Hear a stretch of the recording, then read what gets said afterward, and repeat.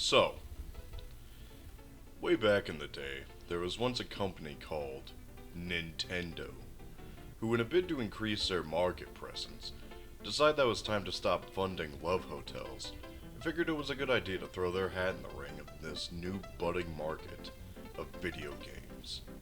Preposterous, many folks at the company thought, as it was a common belief at the time that gaming was just never gonna hit it big, become part of our cultural zeitgeist.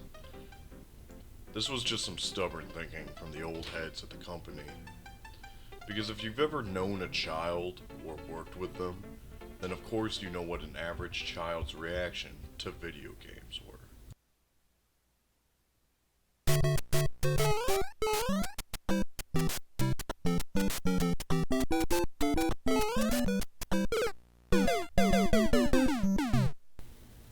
This is the greatest day of my life. These old cucks were right, however. The gaming market needed to change, or it was just gonna be another fad. And Nintendo had the solution. The NES and Famicom systems caused a massive change in not just the gaming industry, but the entertainment industry as a whole, as it beat out its other competitors in a landslide. There were mostly two reasons for this. The NES and Famicom were substantially cheaper than the competition, and made home gaming a feasible hobby for your common citizen. And two, the console included the most legendary of add-ons, the Super Mario Bros. And Duck Hunt 2-in-1 cart. This system, and by association, these two games became common household names, and were a worldwide sensation. Super Mario Bros. Is definitely the more fondly remembered of the two, and eventually started its own trend in gaming due to how marketable of a character he was. Mario movies, food, TV shows, spin-offs, and a dozen sequels were made, as Mario quickly became the reason people knew of Nintendo, indubitably becoming more popular than the company itself, perchance. Everyone knows that plumbers are cool as fuck, so it was a no-brainer that Mario would become such a mascot like that. Many other gaming companies saw this, and wanted their own slice of the pie. This led to the explosion of a new genre called Mascot platforms, which, unfortunately, most of them died fairly ignoble deaths.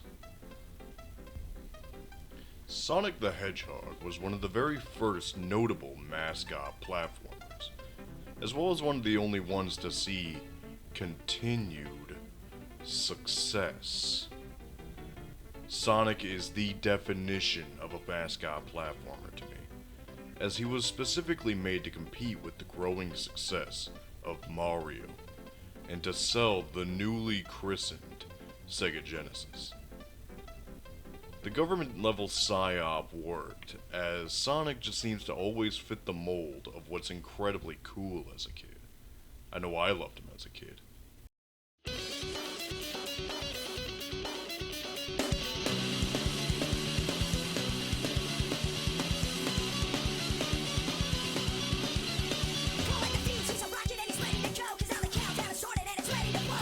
The Sega Genesis sold excellently, due to some genius marketing on Sega's part.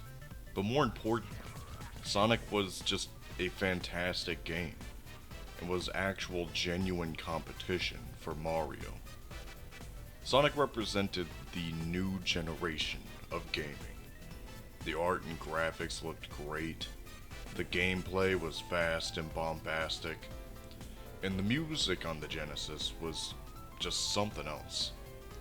This, combined with Sonic's too cool and sassy attitude he had, made him quickly rise up in the industry as a mascot titan, just like Mario. I have a confession I must make, however. I'm not a big fan of Sonic 1. I could see why it was a smash hit at the time, and with the game being bundled in with every Genesis, it was just destined to succeed, but I think the game is just pretty mid, to be honest. I think the issue I have with it is that I never played Sonic 1 as a kid. Instead, I played Sonic 2 and 3. This led to a serious case of sequel bias, as after all these years of fond memories of Sonic 2 and 3, and then going back and checking out the series again as an adult, Sonic 1 just feels extremely clunky and directionless compared to Sonic 2. It just doesn't have the same appeal to me as the rest of the games in the trilogy, especially when you compare it to how refined and unique the second and third games felt. Sonic has had a very long and storied history, and while it is still one of the only mascots to have success in the long run, the Sonic franchise has had a lot of hiccups along the way.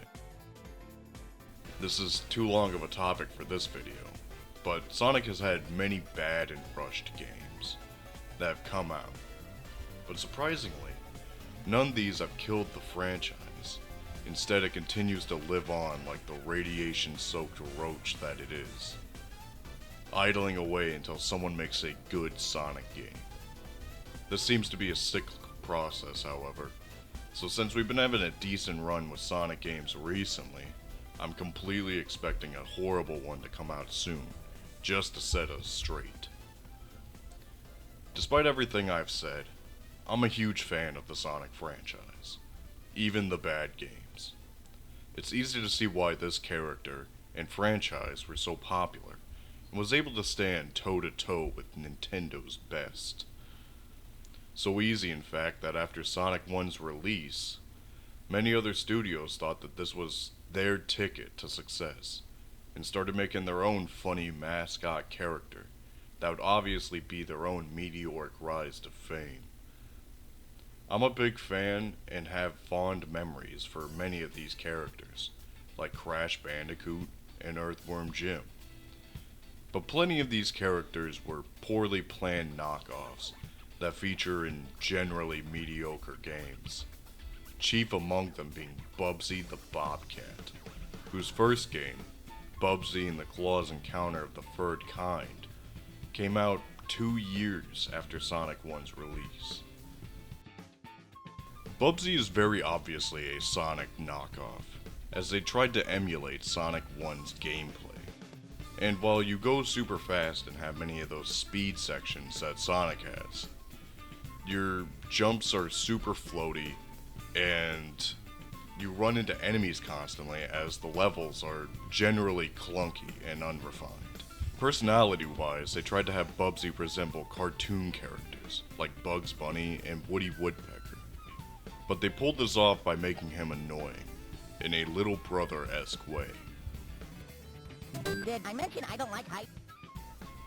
Bubsy to me is definitely one of the laziest ways to create a mascot character.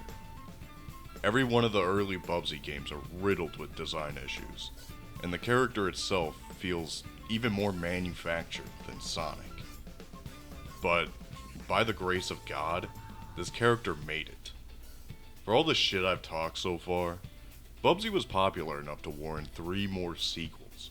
It would only kill itself after a god-awful 3D entry that killed the franchise, like many other mascot platformers of the times. This wasn't the end for this Bobcat, however, as the series would claw its way back by releasing the first 2 games in 2015 as the start of a quote-unquote new Meowlennium.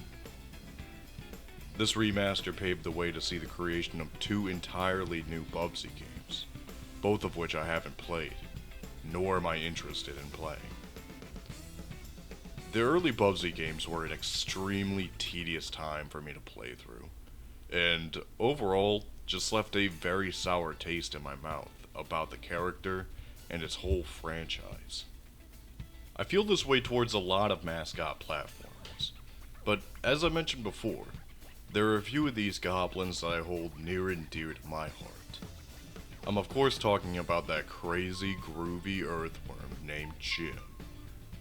But I already talked about that franchise in the It's a Bug's Life video. So instead I'm going to be talking about Crash Bandicoot. Crash Bandicoot is one of Sony's many poster children, like Ratchet and Clank, Spyro, Jak and Daxter, and Sly Cooper.